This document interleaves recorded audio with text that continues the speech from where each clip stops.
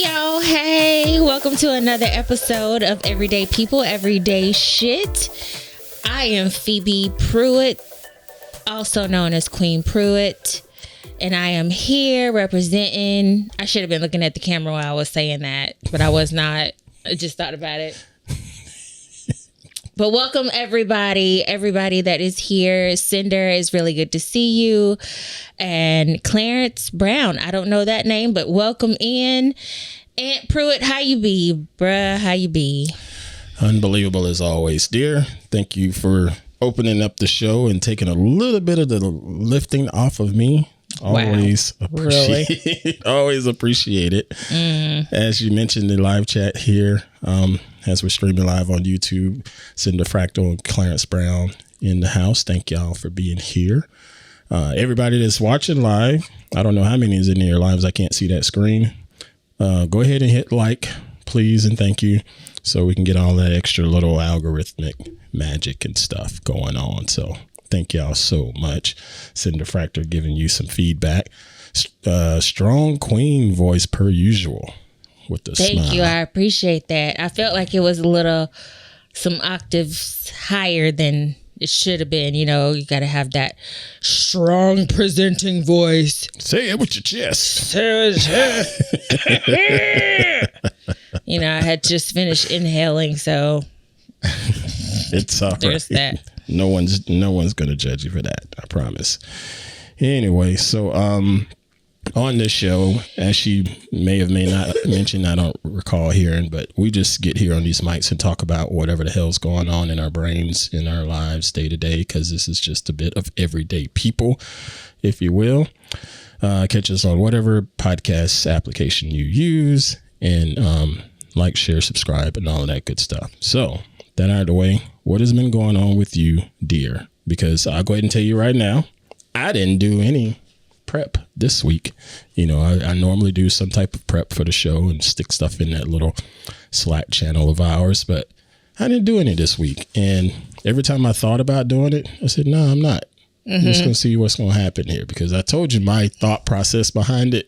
So I said, no, I'm not. So let's just see what happens here. So anyway, as I cut the camera to you, what'd it be? It's been an interesting week. Feels like it's been kind of long, stretched out. That just means that it's been a lot going on, I guess. What makes you say? I say that because it started off going to the hospital because I missed the doctor's appointment that was scheduled for me on a Saturday last minute. But I was having some pain, low abdomen, radiating pain around to the back. I thought it was like it was just hurting really bad. And I didn't know what it was, but it was that morning, Saturday morning. And it almost brought me to my knees when I was reaching up to get some Advil or ibuprofen. And my knees buckled and it scared me. So I was like, I got to see a doctor. And they worked it out to where I could see a doctor, but I was moving so slow leaving work. I couldn't walk fast like I normally would. And I didn't make it to the appointment on time. So I spent some time in the emergency room, what was all good until the emergency room doctor, young, arrogant, something, dismissed me and everything. It was a horrible situation. Still, you know, then school and sort of feeling low, but then having to fight the battles, mind checkers is what you used to call it a long time ago. No, that's not necessarily mind checkers. But it could be, but knowing a lot of this, you know, you educating me about my gut health and things like that, it's really important. And I knew it was important, but when something happens to you and you're in pain, it's like, okay, yeah, it's really important that you take care of your gut. That's human nature. We always have perfect hindsight. Yeah. But that's nothing against you. Even just having the foggy depression feelings of, okay, I just want to crawl away from all of this because all of the bad negativity that was going on in my brain. I felt like I was just battling. What were you battling in particular? Care to share any of that? Well, you don't have to. Just asking. Just with school and being surrounded by all of the young, talented groups of people, feeling like I'm playing catch up and not knowing if I actually have the gifts. It's just questions. What am I supposed to be doing? My job is so dead ass slow. Like tomorrow, starts my week, and I'm just opening up the book, so that I can cover for one of my coworkers is on it. Still don't have anything scheduled. I called today to see if I had anything booked in that time. Nothing. And Saturday, I only have one. Like, it's just so many things. Like, how are you going to take care of the family? How are you going to take care of everything? It's just all this fog with feeling like I'm trying to play catch up all the time, even though I'm doing the work. But, I get into class and it's like, well, you could have done this. And it's like, yeah, that would have been a whole lot better. Duh. I don't know. Well, again, could have means referring to something past tense where we always have the best hindsight. Again, yeah. I just try to do it better. That's why I'm there. That's why I'm in school. And I keep telling, since this afternoon is not something, but since this afternoon, I realized in class, like, that's why I'm in class, so I can find out what I'm doing and do it better. Exactly. That's what school is for. I'm not supposed to go in there knowing what the hell I'm doing already. I wouldn't need to go. My freaking button broke. Sorry. But yeah, I was ringing the bell on you because that's exactly why you're in class. I know. You don't know everything. Yeah. And there's the bell. Wow, that's so late. It's because that hard drive is slow. My manager walked out. She left the job just like, I don't got time for this. I'm not doing it. Man, I had some thoughts on that just within like the last 2 hours, like that recent, far as your whole leadership issue over there. Be it that I previously worked at said casino as a janitor there, and listening to the stories that you've shared over the last however many years it's been, 5 years. I thought it was. It's only like almost 4. Okay, well, but there was a hiatus in there, so I'm going to say 5. It's supposed to be 5. So, just thinking about that, those stories you've told me, and the brief moments that I was inside the backside of everything over there, and wanting to get more hours, but that was a pain for whatever reason. Actually, I know a couple of the reasons. Because if you go over a certain amount of hours, then they got to give you benefits. Yeah, that's what it is. That's one reason, but then there's the other reason of the people that were senior to me also wanted those hours too. So if anything was opening up, them senior people was going to get it, because everybody wanted more hours, and then it just turned into the aspect of, I might as well leave here because I'm not going to get any more hours, and I'm losing out on these casting calls that was paying me more money than what the freaking cleaning toilets was. Yeah. But I was cleaning toilets because that was a quote unquote more solid job. That's how position. I'm feeling right now. Like I'm talking to this lady. She's wanting to pay really good money to do the banquet. She was like, it's not easy work because you're a server and bartender, but there's money in it to be made, more than I would make at the casino. Yeah. And it's like, why do I feel like I need to hold on to this? Why do I don't know. Cause now I don't know. I don't know nothing. That's the thing. It's like a whole bunch of thoughts that lead to another thought. And I'm going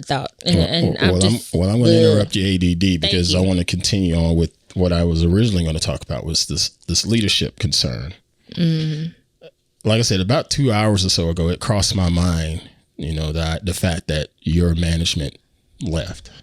So that leaves upper management yet again in charge of you all. And I'm putting in air quotes, in charge, because how often does upper management run the battlefield, if you will? Well, ours has been. Really? Yes, because everything. No. Okay. Well, let me rephrase that. How often does upper management get onto the battlefield and run it? Oh. Not very often. I don't know. Not very often. They usually send a messenger bird down. Yeah. With the commands. Right. Kind of thing. But if they don't have them. Okay. Right there. If they don't have them, they're supposed to come down. But based on what I know, you ain't get none of that over there. No. So, but anyway, what I was thinking was the issue with the whole leadership over there, as far as the direct leadership that you would have. I wanted that role. I was like, I run that place. I run that shop. I don't do nails. I don't do hair, but I know how to make sure a place opens up on time. It closes on time, and it'll make money during the day. And if it comes to a point where it's losing money in the day, I'm figuring out why it's losing money, and I'm going to fix that. If that means sending people home, I'm sending you home. That's just how I operate. But I couldn't get that job. And there's been a lot of other people I'm sure that have applied and couldn't get that job. And it made me think about Silo, the TV series and the book series. There's a point in that series, and I'm going to talk about it, spoiler alert, but it's freaking been out for a long time. It's not much of a spoiler. But there's a point in there where one of the guy in the police department says, hey, they hired me because I know the books. I know the rules. That's what he was thinking. I know the rules up and down, this and that. And then it hit him. He's like, they didn't hire me because I know the rules. They hired me because they knew I wouldn't ask questions or challenge them on their decisions. That ain't me. Yeah. That ain't me. And that's not a lot of people. Ain't gonna work over there. Exactly. That's exactly what I was getting to. So, I think that's what she realized. There would have been nepotism, but I would have left. I had no problem. Cinda Fractal is asking about nepotism, and I'm like, but I'd already told them I would quit. I would leave. I would go back to school full time because I would have been able to. Yeah. I wouldn't have stayed, but they wanted someone with spa experience, quote unquote. Yeah. That's what the whole deal was. They want spa experience. You don't, but it's a mess. It's just... All I know is Aunt Pruitt, I feel very confident regardless of the situation. If a ship needs a captain, I could take charge. Absolutely, but not there because you don't have a say. You don't have a say so in even how you. Not what I've seen. What I've seen is it doesn't matter how many skills you have, but maybe it's because of the people they put in charge. That she's thinking, folks. Look at her looking up to the to the right. That's psychology 101 working right there. Y'all see that? She started to look up and to the right. But no, maybe they want people in that position that's just in the position, but all the decisions are already made. And that's fine. If that's how they want to run that ship, that's their prerogative. They can do it. They can do that. Yeah. Have at it, folks. But yeah, I thought about that, and I don't feel bad for them because they're getting exactly what they asked for. Yeah. And I don't either. It's not moving. It's not growing. I'm not moving. I'm not growing. I'm not even getting customers in my book. And I'm asking myself, why do I not channel my energies towards something else part-time versus that part-time? I don't know. But it's too much. But anyway. Cinder Fractal says, sounds like they want a yes man, no matter how badly they need a leader. Yes. We lost an excellent director because she was not a yes man. Mm-hmm. And they let her go because she was not. So that's what makes me think. I mean, this person came in and kicked ass. We were busy as ever. My paychecks were beautiful. My back hurt, but we were so busy from top to bottom. I remember taking pictures of my schedule, having 5 spaces full back to back to back to back. And yeah, we haven't seen that in a long time. Not even when they're there by themselves. Not even when we're there by ourselves. We're still not busy. But I don't know. It's just a whole bunch of mind checkers going on this week. And let me correct you on the mind checkers, because that's not how I define it when I'm talking about it with you all here, my family. Because the story goes with everybody in the household, you know, all of our boys, and this has been like this for years. Whenever a situation comes up for any of them and they're starting to think through it and be like, well, let me see, today is 75 degrees, so I could wear sweatpants and a t-shirt. But then what if it's windy? Or maybe I should put on a sweatshirt instead of a t-shirt. But then what if I get too hot in school? Then, dang, maybe I should just wear a t-shirt and then put a sweatshirt on top. That's the mind checkers of everything. It's just overthinking. Yeah. This is what I talk about. What you're describing, I don't think that's overthinking. You're dealing with past decisions that's already been made. Mm-hmm. You know what I'm saying? Mm-hmm. And reflecting back and saying, dang, did I make the right decision? I don't think that's mind checkers. That is just checking yourself kind of thing. That's my 2 cents. But yes, this family loves to overthink. Loves to overthink. And we were just talking the other night, the 3 of us, me, you, and Jacob.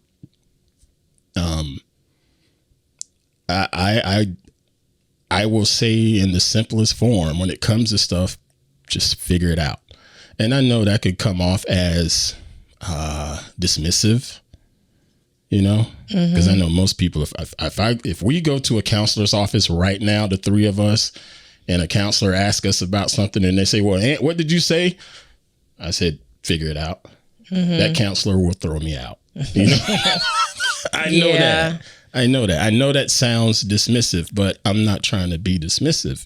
What I'm saying is a lot of day-to-day life is shit or get off the pot. Yes, it is. And nobody wants to admit that. No, but it is. So I mean, you got to deal with it. If you open your eyes again, either you're going to be like, damn. Or you're going to be like, okay, it's another chance. You know, it's you know, it's like in the example that I gave, do or don't, in fight or flight, in several of our conversations about, quote, figure it out. Your car is low on gas. You don't have any money to put gas in the car, but you need to be somewhere. You need to be at work. You need to be in a meeting. You need to be somewhere. And I just say, figure it out. Why you telling me this? Figure it out.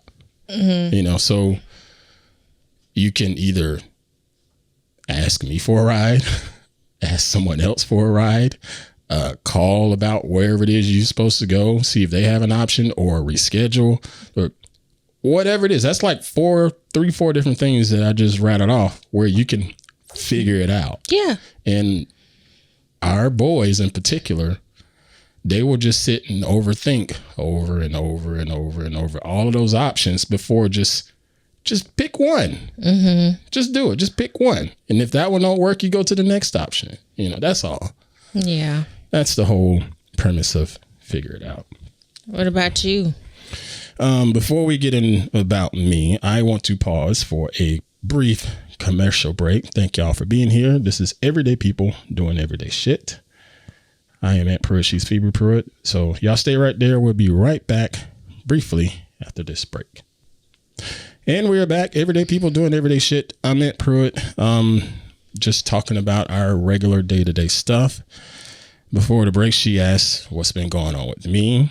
This week, it's been fairly busy. I'm sitting here looking at this sheet of paper here, because I had to talk to the actor in the house and get some notes on this here stuff. I had to get some notes from the actor because I had I submitted for a role for a particular brand. I'm not going to say the brand. Actually, now I can't even remember the brand because it got 3 in my head. But I submitted the role. John. Hey, John. It's good to see you there. Welcome John Helm in the house. Thank you for being here, brother. But I submitted for a role and they liked what they saw in my profile. So they'll reach out and say, hey, we need you to do a read. We need you to audition. That's just how that goes. Mm-hmm. And so they send over the script and it's not a long script. It might be 2 pages total. And my part in it wasn't very elaborate in there, but I don't go around memorizing scripts. I hadn't done that since Monotone Angel days, and stuff like that, So I don't go around memorizing scripts. And so I read through it and you stop laughing at me, Cinder Fractor. And so I read through it and knew what was going on in the script and whatnot. And I asked you to come in and look at the script with me and just sort of practice it with me. Mm-hmm. And you read through it quickly and we started practicing and it was a train wreck because I was off. It didn't connect. My brain was still, I was damn near like watching TV, just watching you read it, just consuming it. My brain just totally stopped and was like, oh, we're listening to an audiobook, that kind of thing. Wow. So I'm like, oh, I'm supposed to work through this thing, but I'm not trained like that. The acting that I've done recently has all been improvised. They give me a premise, they give me my blocking, and then they say action. Mm-hmm. And that was it. I can knock that out. Well, I ain't gonna say knock that out. So that's a little improv. I'm not gonna say knock that out because I'm not good, but I could do that. But this is verbiage. Script. Yeah. So you gave me a tip, which was write it down. There we go. She remembered. Oh God, I was hoping you remembered. I mean, I remember because that's what you're supposed to do.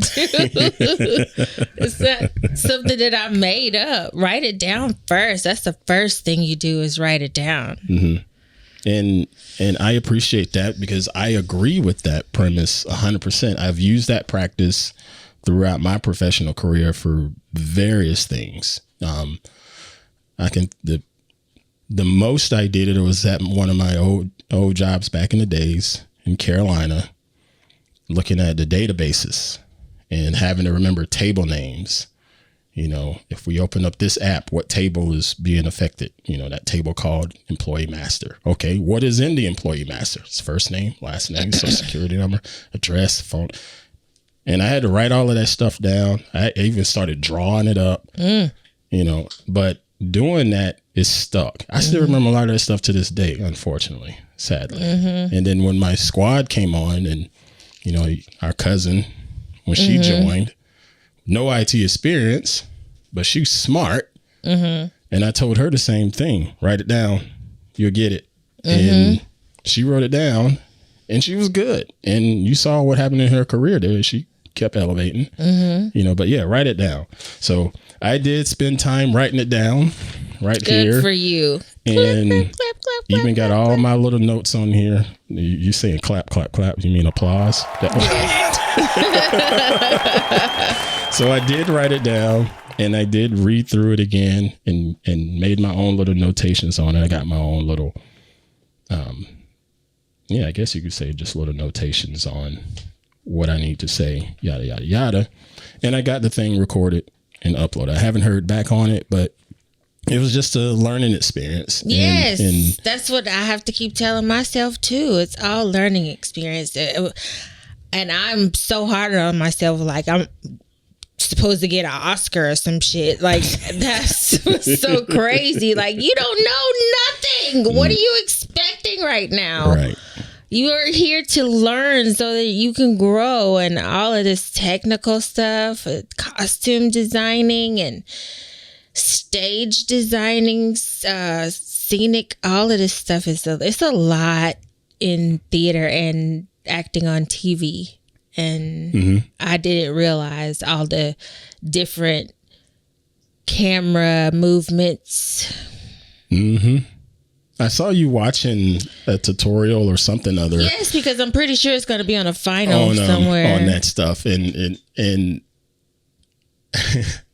it took everything I had to just shut my mouth, because that's my shit. Yeah, I know. I was like, yeah, you want to talk about panning and dollying and orbits and depth of field, and we can get out. But I was like, nope, I'll let her deal with it, and if she has questions, then yes, she can ask.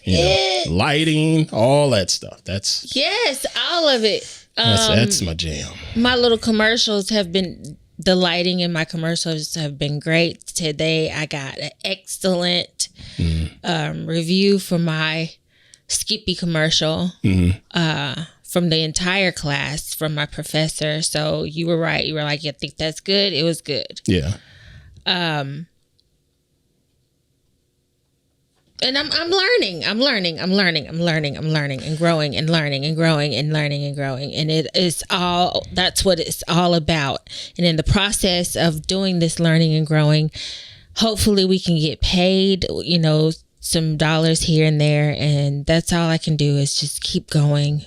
Don't give up. Because that part of auditioning, that's the first step, is what they preach at school. Just going and starting it is that's the hardest part. But once you do it, it's done. You did it. Yeah, it's behind you. And then it's just as they would say in the insurance world, continuing education that you do, because I want my certificate now. At one point I was like, whatever, but no, I want it. I want something of completion. I haven't had anything of completion since 2003 when I got my license to do nails. Yeah. Yep. I just need something. I need a win. So I'm going to stick it out. And all I'm going to say is, man, I cannot wait till I could send you to Hoffman. because all I hear is, hot damn, man, she needs to show herself some grace. I've heard that before. You need to show yourself some grace. That has to be coming from somewhere where I am so hard on myself from the beginning. Like, I don't care if I just walked into...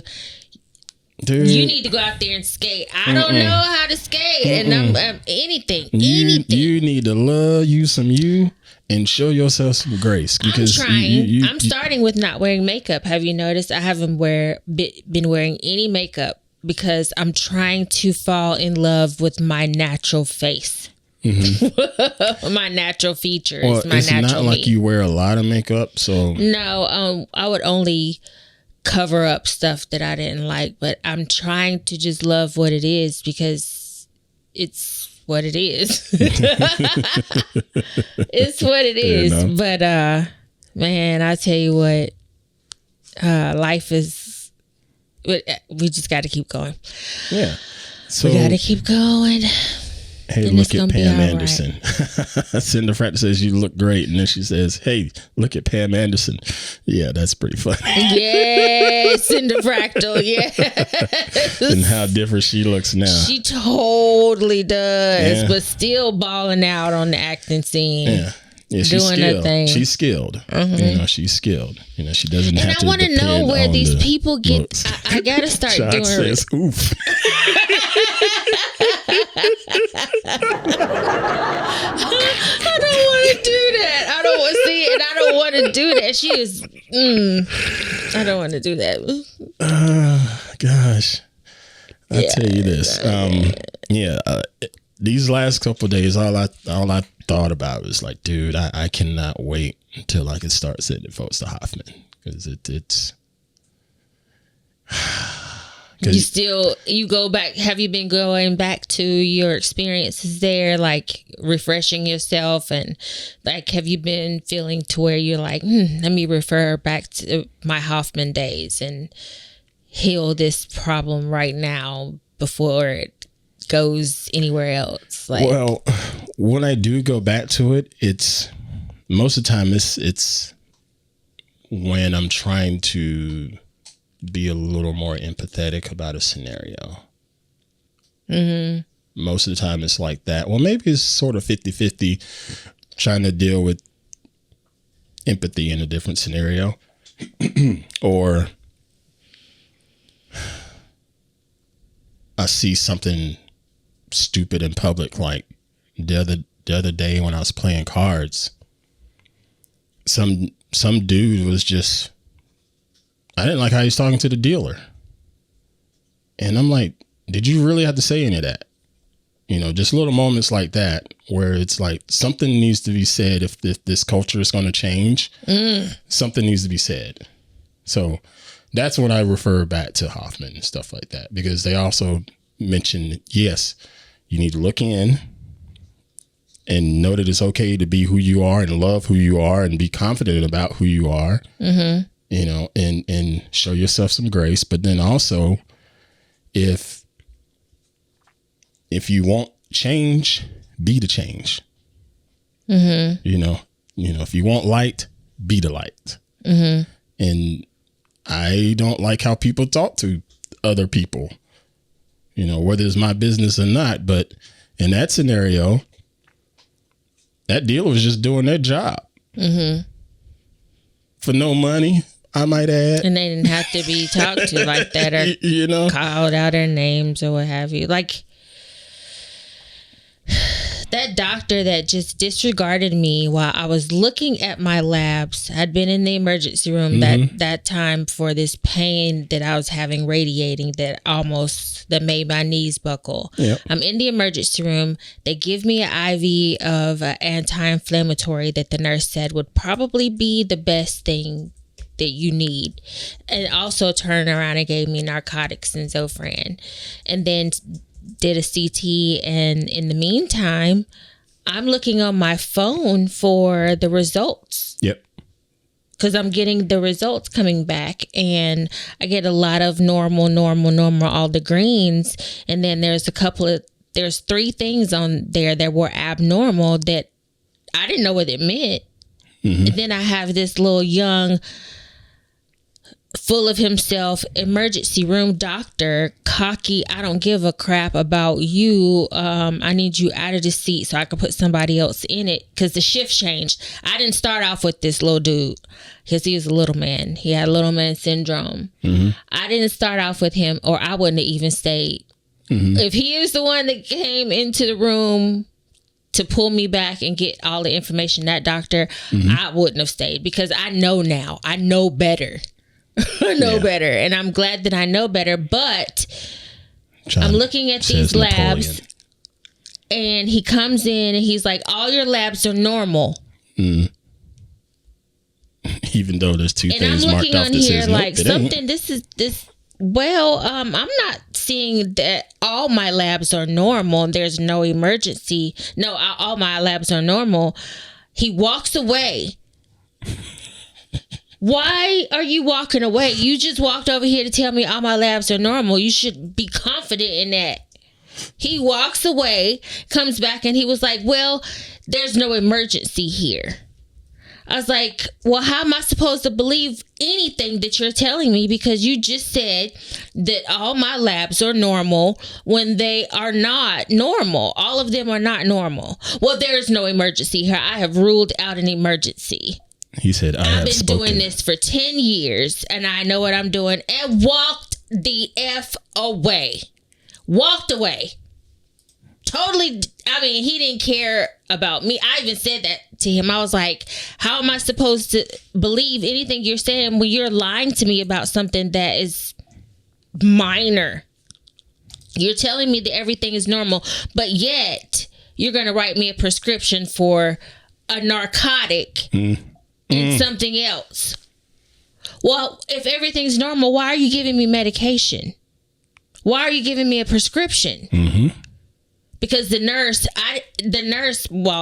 doctor walked off and the nurse came over and was trying, I don't know if he was trying to like soften the mood by telling me that the doctor has said that to other patients that they've ruled out an emergency situation.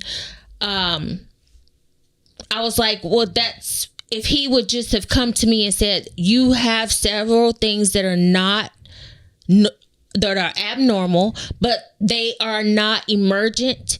This is why this is happening. This is why this is happening. I'm writing you a prescription for this and this.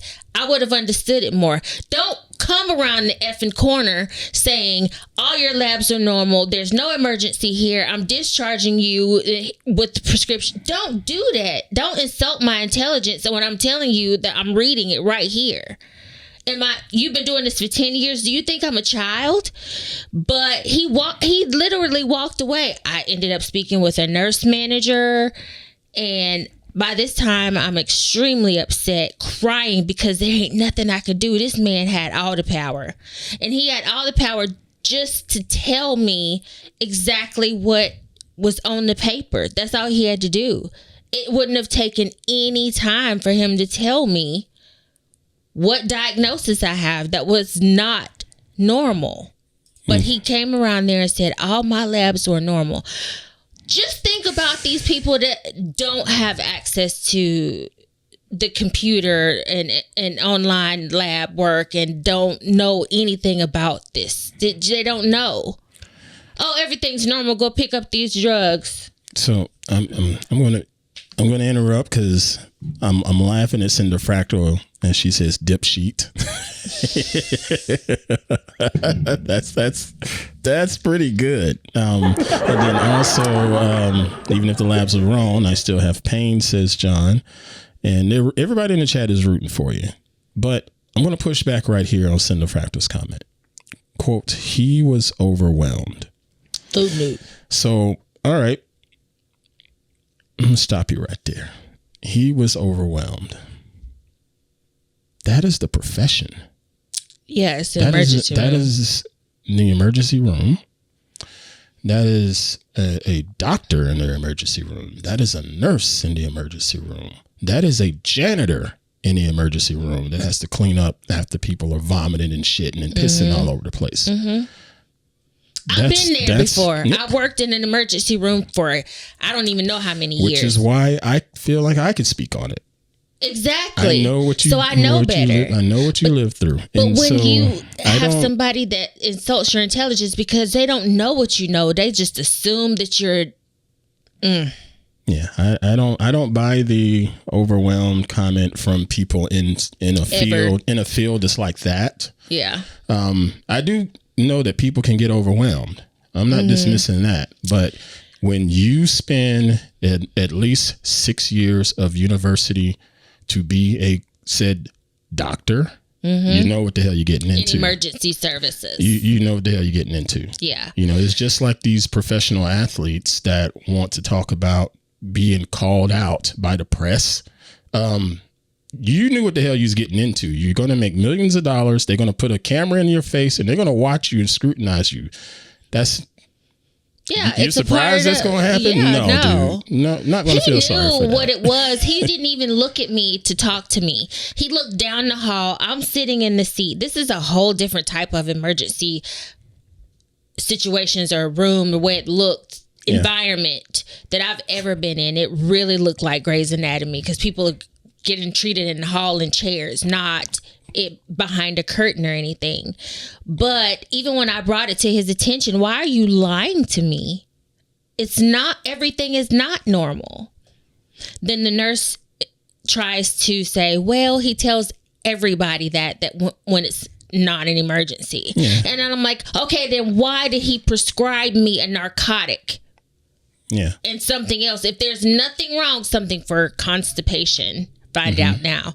If there's nothing, wrong and everything is normal, why are you prescribing me medication? Yeah. If anything, tell me. Yep. I'm prescribing you this medication. There's no emergency here, but I did see some diverticulitis, losis, whatever it was that I saw. And this will help with that.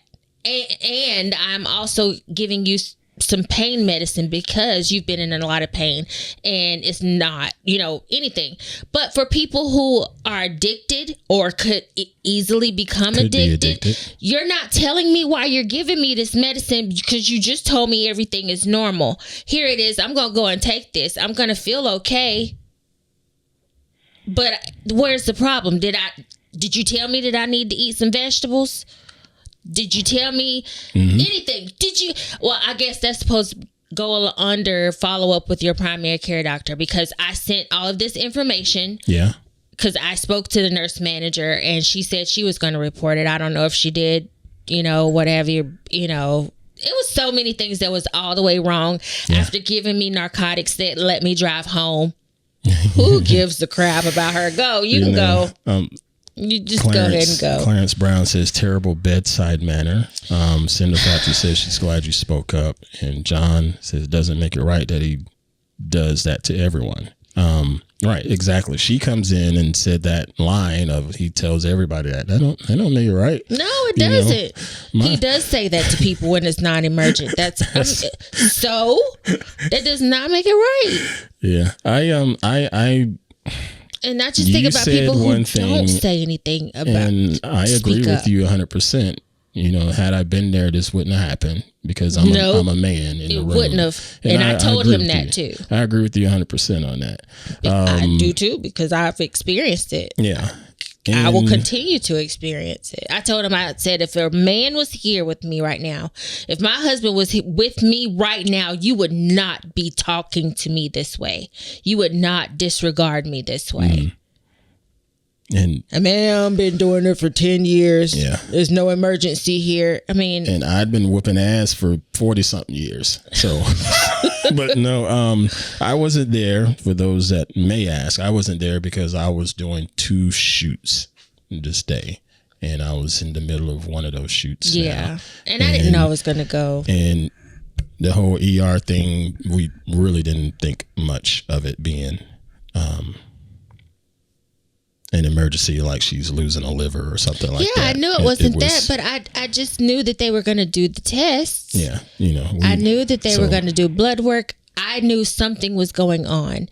And, it took my primary care doctor 2 paragraphs to tell me what to do and what my labs meant and why he prescribed that medication. Yeah.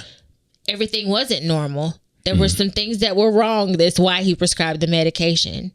Yeah. So she said that she reported him to superiors too because. Oh, good. That was. We trust her. Yeah, we trust her. I do. I've had her since I've been here. So very good. And even if we don't, I'll say this. Even if we don't think anything's going to happen, especially nowadays, if we think, there's no diversity, inclusion, people don't give a crap. They don't care about anybody, women of color, what have you. Still speak up. Somebody might hear it.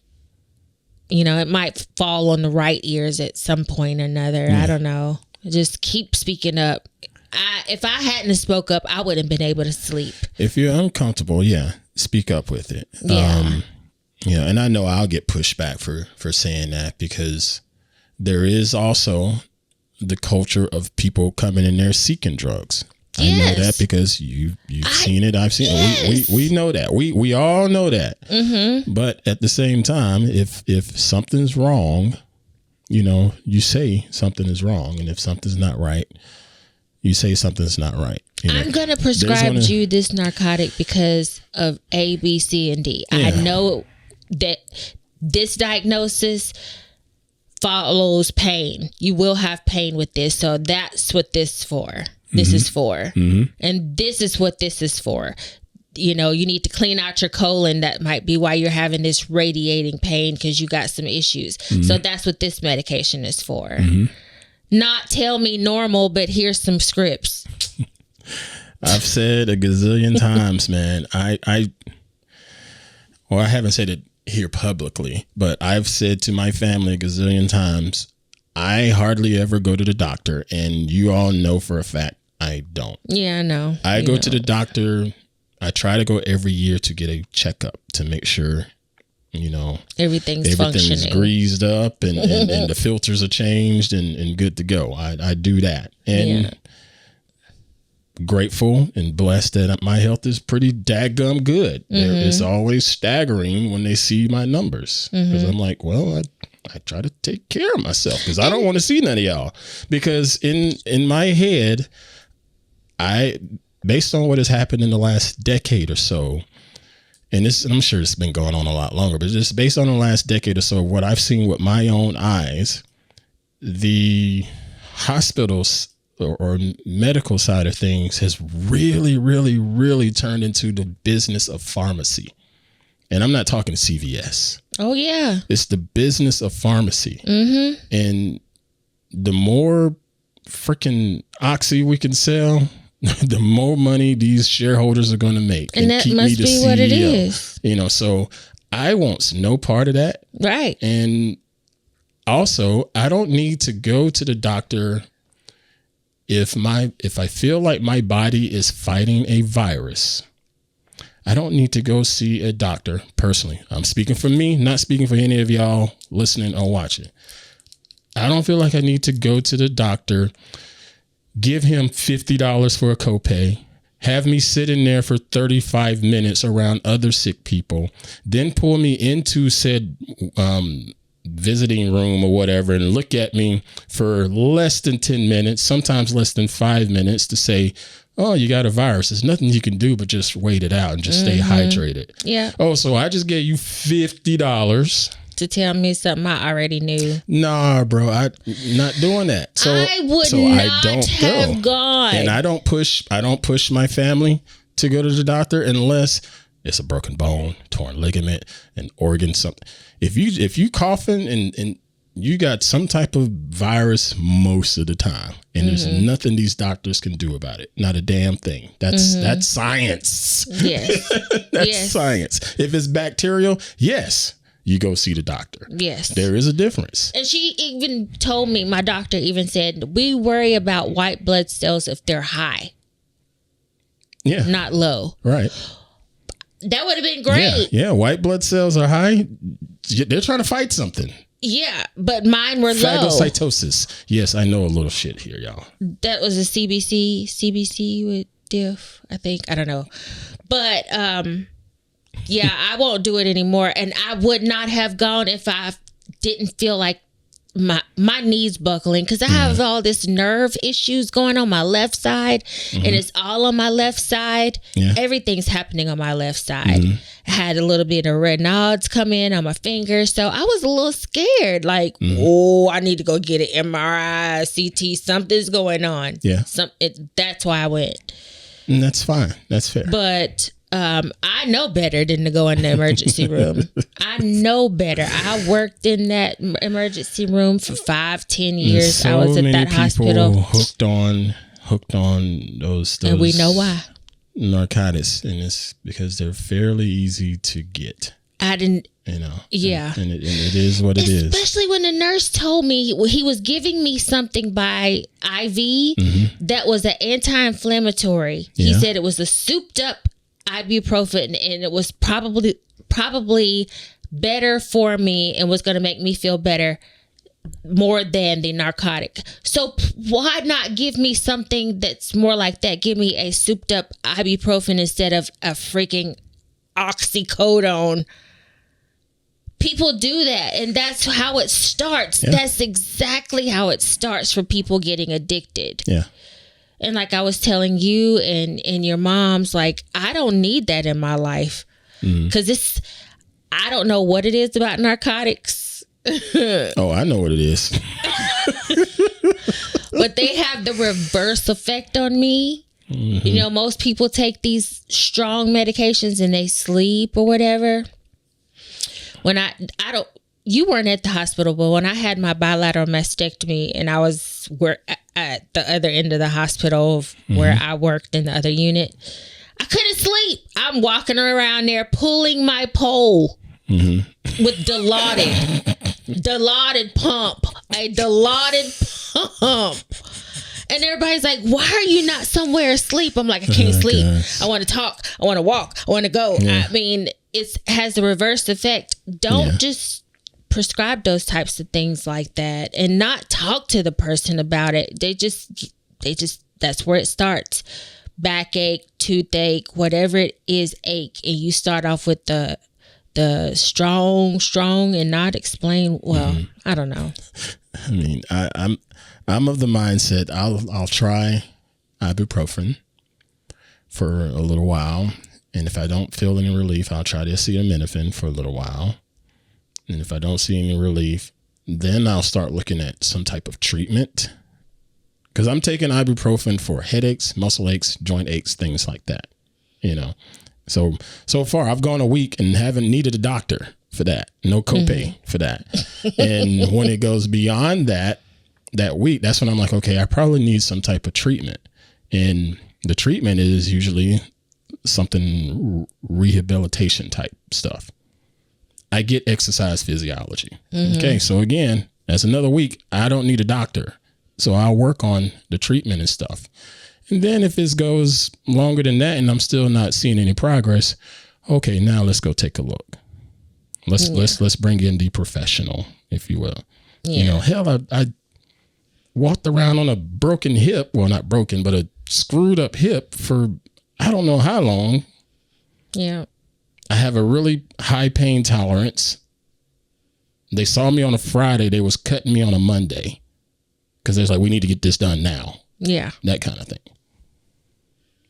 I thought I had a pulled quad, so I treated it as such. But then I didn't. When the pulled quad didn't get better, then I saw the professional. What does that mean, high tolerance for pain? Because I look at that. I feel like I have a high tolerance for pain because I live with it. Like you may have a high tolerance for pain. I legit live with it every day. Sometimes I'm driving and I have to turn and look around this way and it hurts, but I have to keep going. You may have a high tolerance. It's not necessarily a comparison you do with other people. Okay. Because I try not to even take medication. What it means in layman's terms. If somebody like snaps your finger and you like, that don't hurt, you have a really high pain tolerance. That's in layman's terms. Okay. When a broken bone hurts. Yes. But there are some people where that doesn't hurt them as much. Okay. So they're like, it feels like they jammed their finger. That kind of thing. Gotcha. I see. I tore ligaments in this finger right here. That's why it still looks weird. I tore ligaments in that finger. And I remember going to the sideline after the play was over. Yeah, it was a timeout. Going to the sideline, and the medical trainer there, he was sitting there. I said, I think I jammed my finger. Can you tape it up for me real quick? So he looks at my hand, he grabs my hand, and he does like this to the top half of my index finger. It just went whoop. Ooh. It went all the way around. I watched it do it. Ooh. It didn't hurt. Because of the adrenaline? I don't know. It didn't hurt, but I punched him. Because I was like, dude, what are you doing to me? Because you're not supposed to just. Saw that. I saw what he did, and I'm thinking, ain't nobody gonna hurt me. Oh man, that's horrible. That's just awful, Anthony. That was just some pent up. That's just, dude. Oh my goodness gracious, that's just a mess. I jabbed him. I was like, dude, what are you doing? What would you do? Somebody just rotated your freaking. He was trying to help you. Again. My mentality is somebody's trying to hurt me. Ant's not going to stand for that. So, okay. But he was basically checking to see if if I torn a ligament. And you had. But yeah, and I clearly tore it because it went all the way around on a different hinge, but it didn't hurt. Yeah. I remember it didn't hurt me at all. It felt like I jammed my finger. Yeah. You know, I guess it's just different areas of tolerance. I have a higher level of tolerance, similar to alcohol. Like, I don't know about now as I'm older, but there was one point in time people would want to go out and have drinks with Aunt. Yeah. And it wouldn't end well for them. Till we figured out your secret. We know your secret. Diluted. Not diluted. You did dilute it. I ain't never diluted anything. You would drink, but you would hydrate after. Yeah, like I hydrate. Yeah, that's diluting the alcohol. No, the hydration is for the next day. That's what that's for. It's for the next day. John says she used your government name, Anthony. That's funny. That's funny, dude. Yeah. Hey, we're going to pause one more time for one break. Damn, this show is going by fast. Son of a mother. Are we out of time? Let's pause one more time for a break, and I'll tell you about one more thing that I've been working on here. So stay right there. We'll be right back after this. And we are back. Everyday people doing everyday shit. Before we get into the one more thing that I wanted to share, I have to do my part and share some love to the fine folks in Patreon, the Patreon community, the extended family.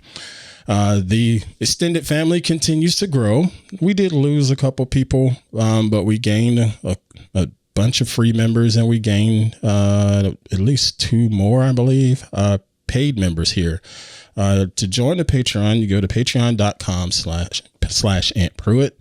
You can join for free, or you can join one of our paid plans. But we continue to grow, and I want to give a shout out to everyone that's on the paid tier, as we see on the screen. Thank you. I think it's like 30 something people now paying, and then the whole group of extended family is like 70 something people. So thank y'all so much for being there. As I've mentioned a gazillion times before, that is my social media platform of choice. I will post stuff to social media, but I'm hanging out in Patreon and chit chatting with them and laughing at them and sharing stuff with them throughout the day, throughout the week. So if you want to come over there and be social, pop on over there and hang out with us for free, or one of our paid tiers. It's greatly appreciated, because that's how I eat and pay bills, or one of the ways anyway. Okay, so the other thing on my brain that I wanted to share was a project that I worked on. Mr. John Helm in the chat was giving me shit, calling me GQ. I'm not that good, but I'm pretty close. Far as the look, but and I'm not going to say kidding. But let me see if I can pull it on my screen. Actually, there's 2 things, because one of them I don't even think I mentioned there. So let's see. Can we share the screen? Let me close this because that's not needed. Then there we go. Like that. So this here, this is a shot from downtown San Francisco. And it was a very, very quick shoot with Hyperion Studios out of LA for a quick TV segment. That looks like you. It was improvised, and it was me. And I can't say who was there on the set with me, but I'm grateful, because that freaking shoot right there, wow. My drive down there was longer than that shoot. We got in there, and it was like, all right, we need you to stand right here, check the light, check the camera, look at this camera, look at him, talking to the mic, go, blah, blah, blah, blah, cut. That was it. And it's like, wow, that's it. And that's it. Do y'all need anything else? I was like, no, we're good. That's great. And they started grabbing all of this shit. That's what's up. That means you executed the plan. Man, I was like, really? I don't have to stay here all this time? So we got done a lot quicker. So I came home and worked on some other stuff, because I didn't plan on it. But that was one shoot. Now, this shoot, this one. Sexy chocolate. Milk chocolate. I said sexy. So this one is part of the same shoot, but it was different. It's for a company in Japan, but they came over here to shoot it. And I can't say all of the details just yet, but they're going to get the video or whatever sent to me as soon as it's done, probably within the next week at the time of this recording. But this was for a company in Japan. It was very, very cool to shoot it. Nope, that ain't the same.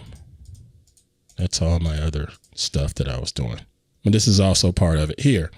And you see, I got on a suit and tie. You know, it's nice to have a black suit because they always come in handy, be it for funerals or whatever. You always need a black suit, grown men. So get a freaking black suit. But this is down in the city at the Golden Gate Bridge, and it was so cold. This happened before the rain. Thank goodness, because that rain was coming. But man, it was cold out there on that bay. And I can only imagine. Oh my gosh. And the production company, Liaison Studios and Podium Studios, again, just people that know what they're doing, so they make it very, very easy for you as the talent. And again, most of the time I just spent sitting around because that's what happens on these sets. You know, your segment is this, but they're going to spend 2 hours just rejiggering the set. Yeah. Moving the lights and whatever. But with this one, it got really interesting because the set was mobile, because the set was a freaking car. So there's dealing with that, shooting it on the outside and shooting it on the inside, and the whole process of shooting it on the inside and making sure a camera is where it needs to be, and making sure a light is where it needs to be, and making sure there's a reflector there, you know, because we don't want half of his face to be shattered off. So we need to put a reflector up here, and somebody hold that there just for a second. Oh, you're in the shot. I need you to move. And, you know, just that's another 2 hours. You know, but I love it because it paid well and I just got to sit around. It's like we're doing the same thing, learning. You're just getting some dollars for it, and I am going to class and learning it. I can't do, which nobody is going to take a look at me. I have thought about it. Who have I seen with braces and rubber bands in their mouth as actors or commercial people that have all of this going on, especially when in class? Now that's all I see. So I think that I love that we're on this path together, because I think we were supposed to be here because we started off a long time ago doing that commercial in that restaurant for chocolate. Yeah, I've been trying to find that. I'm going to find it. I'm going to have to go to the Internet Archive and look it up. I don't know where the hell you go find that. I think it's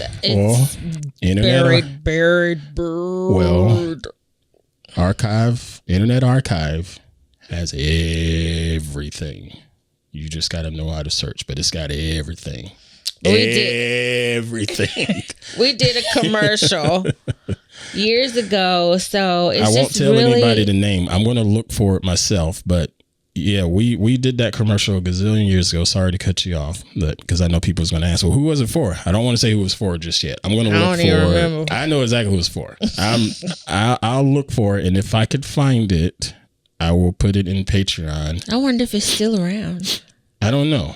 But again, Internet Archive, it's hard to escape the Internet Archive. Everything is there. Everything. But we did that commercial, and it was for chocolate. And we shot it in, I wish I could remember the name of the restaurant, but I know where it is in Gastonia, North Kakalaki. Could easily find out what was there. But it was a nice restaurant, and we used to eat there too. Heck yeah. How did we even get chosen? We got chosen because the guy that was like part owner of said chocolatier lived 2 houses down from us. Yes, but why? Oh, this a couple? Would y'all do a commercial? How did we start? No, that's not how it started. It started with you being outside and talk to any and everybody. Because that's what you do. He had dogs. That's what it was. And he had the little pig. I was gonna say he had that, and he had a potbelly pig. Yeah, so I was all about it. That's what it was. And he of course, had the you animals. just talking to this dude, and this dude, folks, let me tell you, this dude, he's not a talkative guy, but she demanded he talk to her apparently, and I guess he had it a worked. Little pig and a kid. He was not a talkative guy. He was sort of kind of scary. Yeah, he didn't. His culture maybe. Well, I don't even. It's just his personality. Some people just don't talk. But do you remember the culture?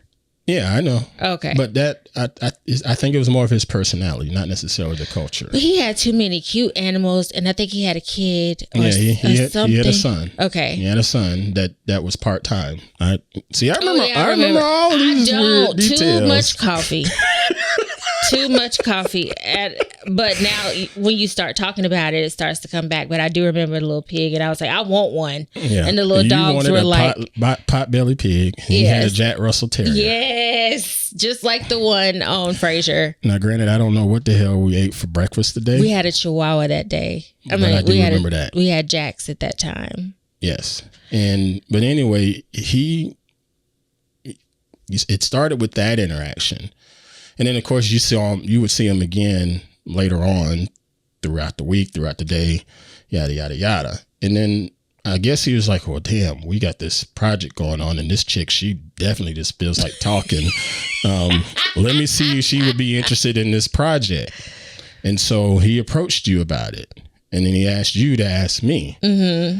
And me, my background, I'm like, man, I ain't modeled in years. But yeah, I do it. Mm-hmm. And he was like, okay, great. And they set it up and did all of the it was real too. It was a well done shoot. It was a well done shoot. I don't remember a lot of it.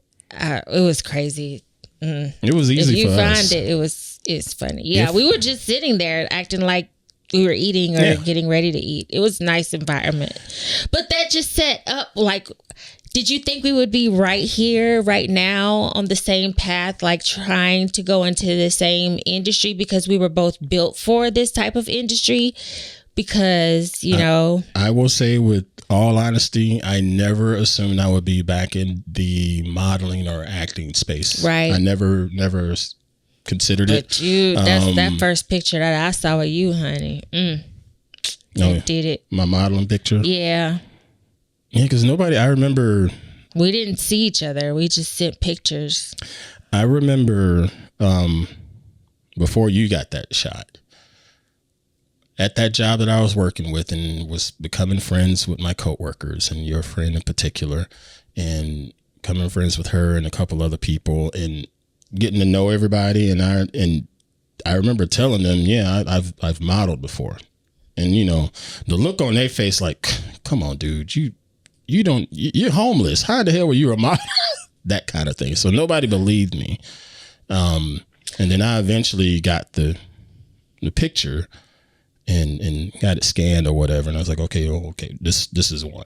Or yeah, I did. Like, the reason that you didn't come to one of those dates is that you were at a modeling gig. I had a gig. Yeah. That's what it was. When I was like, okay, that's why he ain't showing up for this. But it was, going back to that, dude, everybody know that story? Nope, nobody has a clue.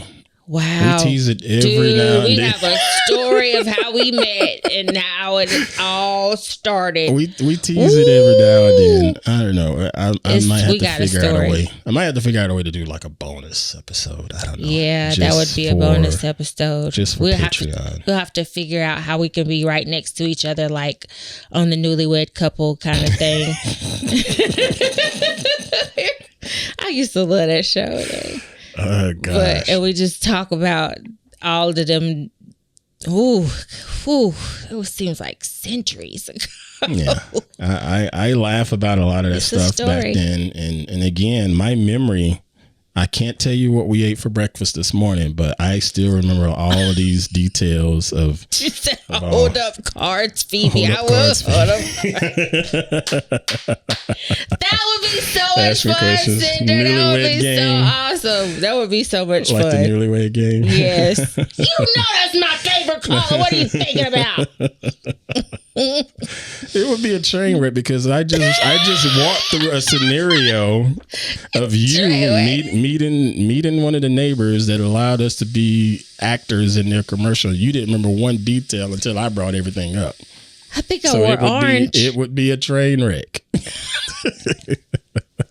I remember the important stuff, I think. I don't know. Look at that. You just said you think. You don't remember the important stuff. Come on, man. Dude, I remember in the first meeting, I remember what you was wearing. I remember your hair. I remember all that stuff. The weird. I remember too. Mm-hmm. I remember yellow. Mm-hmm. I was wearing yellow. I had short haircut at that time. Mm-hmm. And you were wearing a black t-shirt. Yep. With a slight V. This is a V-neck. Yep. And your arms was all big and beautiful. Yep. And you had big, beautiful white smile. Yep. Keep going. And this bald head. Yep. And I was like, can I touch it? Yep. Yeah, I remember. Can I see your feet? Yep. Keep going. Yeah. I remember shit that I'm supposed to remember. Trust and believe. But we're going to leave y'all with a teaser because let's say, what can we tell them that... It ain't traditional. It's not traditional. It was not traditional at all how it all went down. And the thing is, even traditional has a bunch of different facets. Mm-hmm. You know? We ain't none of them. None of them. We're going to have to make sure that Legionine is on here that night when we go. And Sissy, because they were a part of it. They were there from like the gritty, nitty beginning. Especially Legionine. Yeah, I still remember that snickering. Yeah. Yeah, we'll have to make sure they're on here for that one. Oh, they're like, I cannot wait. Yeah, I'm thinking about it now. I'm smiling. Well, those were the days. I did put a little bit in Patreon because I can't remember what brought it up. Let me see if I can show you here. Let's see. Here. With the wedding day photo? And yeah, I did put it in Patreon because it was your sister that sent it to us again, right? It's not that I don't have that picture, but she sent it to us and it was just top of mind. So I'll show it here on the podcast now. So we'll do screen share there. Okay. So again, as I titled this, and I only shared this in Patreon, but this was 24 years ago. And it just, when she sent that picture, all I did was just started thinking back to just, you know, I remember details of that no one's going to know. Mm-hmm. That picture that no one's going to know. I remember stuff leading up to that. And again, just the way my brain works and what I can remember, versus what I tend to forget and don't remember. There needs to be a study on that, you know. Well, I can tell you what, I didn't know at the time because of how everything went down. We could keep going. We'll have to talk about this later, but I can tell y'all that he used to, like in that time right there in that picture. Mm-hmm. I don't know if any of y'all ever watched Twilight and Edward or read the books. Probably not, because you're different types of nerds or what have you. Who knows? Yeah. Twilight was my deal. Yep. It still is. Twilight is my Star Wars. Yep. Like, Anthony used to look at me and treat me like Edward treated Bella, like in the beginning. Wait a minute, hold up. Used to? Yeah. Please explain what that means. Oh my gosh. He looked at me like he wanted to eat me. Like all of it, like devour. Like he paid attention to every facet of my body, my hands. I still do. My legs, my feet, if I had on pantyhose, he wanted to feel them. Like, he was so fascinated with me. I still am. No, not like that. He opened the door. Well, see, that was my fault. He used to open the door for me in the car. And I was like, you don't have to do that, because I didn't know that I deserved that. Honestly, I didn't know that I deserved it. I didn't know. This was my first real relationship. So, yeah, maybe that's why I'm so into Twilight, because you did. Even in that picture, you can sort of see how he's holding his head. Said the fractal that he found out you could open doors.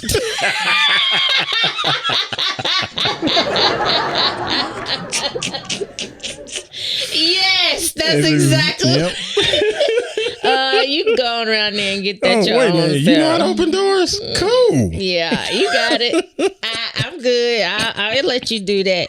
But no, I stopped him, and I hate that I did that. And if we get some granddaughters at any point into this world, I would like to bring that back. I think it's really cool. I just didn't know I deserved it at the time, because I didn't know what relationships were. I never seen that before. But yeah, I used to get them kind of looks. And looking at that picture, I remember, it takes me back to how you looked at me, all of that. Yeah. Yeah. But that was a long time ago. Them feelings just like diminished, just like these bones in my back. They deteriorate. Like, okay, I see you over there. Maybe some things backed off. Did you fart this morning? I heard you in the bathroom. Are you okay? That's what he says to me. that means I cared, because I heard that it did sound normal, so I asked. So yeah, that shows you right there. Yes. Ain't none of that stuff left. Yeah. None of that stuff left. It's really interesting. Hell, somebody gets coffee before I get coffee. You know, that's I'm still spoiled in some way. I'm just saying how you used to look at me. Like, if you look at me like that now, I don't see it. But I saw it then. There's a reason you don't see it. I saw it then, but I am spoiled with coffee. What? I'm spoiled with getting coffee in the mornings, because if I don't get it, I just don't get it. And sometimes it's like, oh, I need some caffeine, so I have to go to the books. But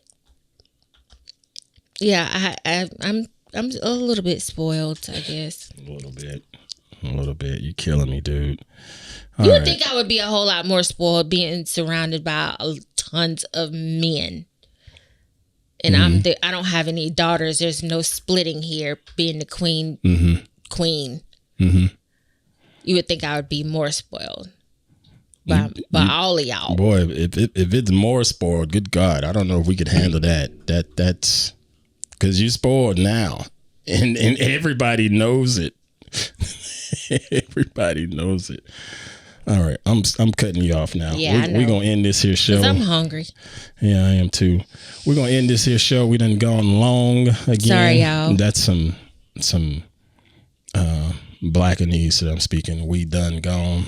We done gone long. Thank y'all for being here. Thank y'all so much. Thank you for sharing the show with others. As I've said on previous episodes, I want sponsors, and I can't get sponsors if we don't have downloads. So we need more downloads, we need more views, all that good stuff. I am going to be totally transparent. I'm looking into some tools to try to help boost this here channel. I used to use what's it called, vidIQ, back in the day when they were new, and then I figured out, damn, they charging me for shit I already know. I'm not gonna do all this and pay y'all. No. So, but they've since made some changes in their system, and supposedly it may work. So I'm going to check that out, see if it works for us to help this thing grow a little bit more. Because when I look at my analytics, because I do, I'm a nerd on that standpoint. Ain't nothing wrong with that, honey. I look at and see that most of the people watching our content are random Joes, believe it or not. Random people, believe it or not. Not the subscribers that watch our content is probably about 5%. Wow. Out of 5,000 people, about 5% like legit straight up watch view the whole thing. But most of the views come from total strangers. So I want to continue to grow that list of strangers. And is it more with do we get more on the shorts too? No, it's still the same. It's the same skew. The shorts are actually, it's a little more strangers on shorts because YouTube is pushing shorts because they're trying to compete with TikTok. Because I be looking a hot mess on shorts. How you figure that? I do. I'm always got some crazy look on my face. Okay, well, thanks for doing that on camera because we know what's going to be on this one. Oh my gosh. That's what I'm talking about. Cut it off. Good night. Thank y'all for being here. It's been a wonderful show. I feel so much better. All right, y'all. We out of here. Thanks again. Like, share, subscribe. Tell more people, please. Tell more people.